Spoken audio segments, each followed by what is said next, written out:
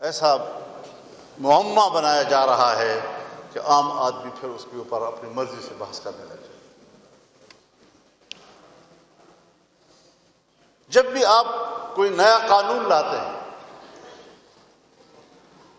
اور جب آپ اس کو امپلیمنٹ کرتے ہیں تو امپلیمنٹیشن کے دوران کچھ نہ کچھ مشکلات ضرور آتی ہیں۔ ضروری ہوتا ہے کہ کچھ اس کی امپلیمنٹیشن میں جب مشکل آئے گی، کوئی خرابی آئے گی تو اس کی اصلاح کی جائے، نہ یہ کہ پورے پروسیس کا انکار کر دیا جائے، نہ یہ کہ پورے اصول کا انکار کر دیا جائے۔ اگر عدلیہ کے حوالے سے میں آپ کو واضح طور پر کہہ دوں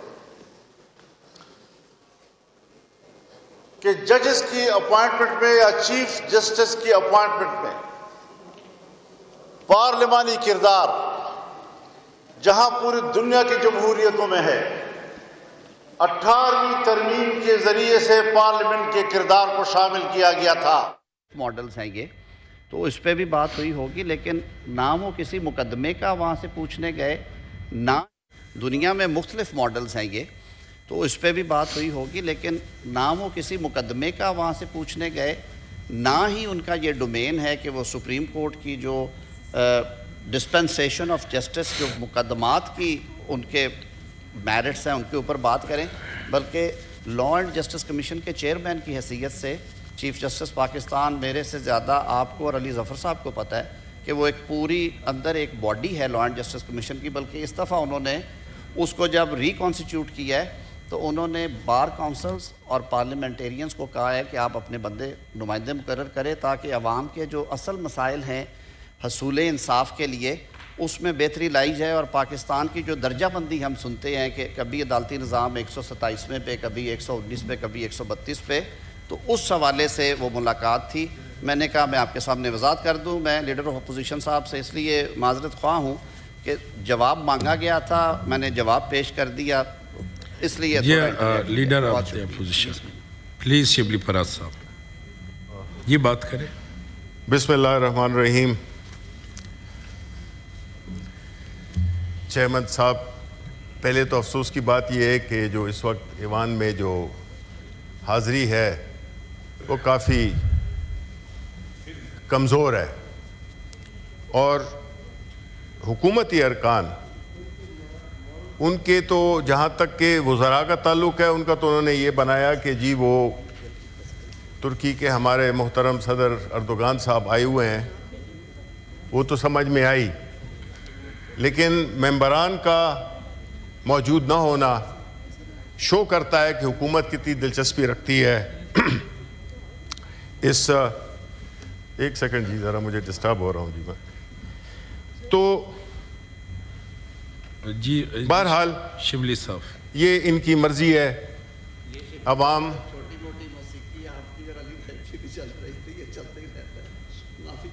کس چیز کی ٹھیک نہیں، وہ آپ میرے جو اس میں بیٹھے ہیں۔ اچھا جی جی آپ اپنے بات کریں۔ بات یہ ہے جی کہ جب ہم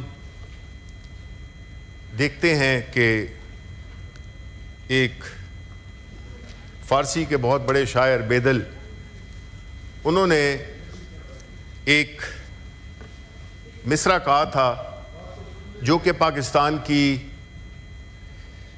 صورتحال پہ لگتا ہے کہ انہوں نے ہمارے لیے لکھا تھا۔ جب ہم آزاد ہوئے اور اب تک کا سفر، اس کو اس نے 3 لائنوں میں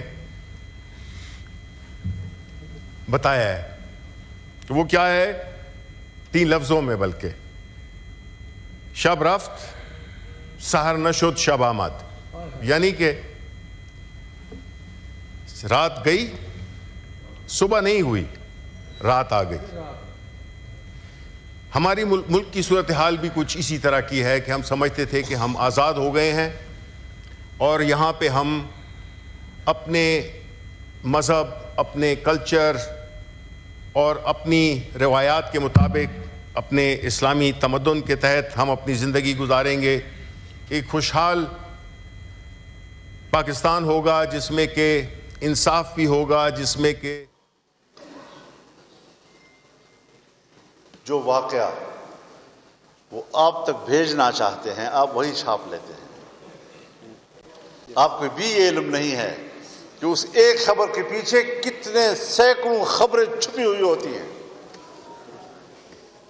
جو آپ کو نہیں بتائی جاتی. اس سے ملک نہیں چلتے. بلوچستان کی صورتحال یہی ہے. کیا ہم نے کبھی سوچنا ہے ان سیاسی دھندوں سے جو اسلام آباد میں ہم کھیل رہے ہیں اس سے فارغ ہوں گے تو ملک کے لیے کچھ کریں گے نا. میرے بھائیوں، دو عنوان ہیں اس ایک جنگ کے. کچھ لوگ ہیں جو نظریات کی جنگ لڑتے ہیں، لیکن ہماری کچھ قوتیں وہ اپنی اتھارٹی کی جنگ لڑتی ہیں. ان کو صرف اپنی اتھارٹی کی فکر ہوتی ہے، نہ نظریہ ہے نہ ملک کی کوئی خیرخواہی ہے، صرف اور صرف اپنی اتھارٹی. نہ اس کی پرواہ ہے کہ ہمارا کردار پبلک کو قبول ہے یا نہیں. عوامی رائے چاہے ملٹری ہو اور چاہے ملیٹنٹ ہو، ان کے ہاں عوام کی رائے کی کوئی حیثیت نہیں ہوتی. عوامی رائے کو سیاستدان لے کر چل رہے ہوتے ہیں، لیکن سیاستدانوں کو ملکی نظام سے بے دخل کیا جا رہا ہے. پارلیمنٹ کے کردار کو ختم کیا جا رہا ہے.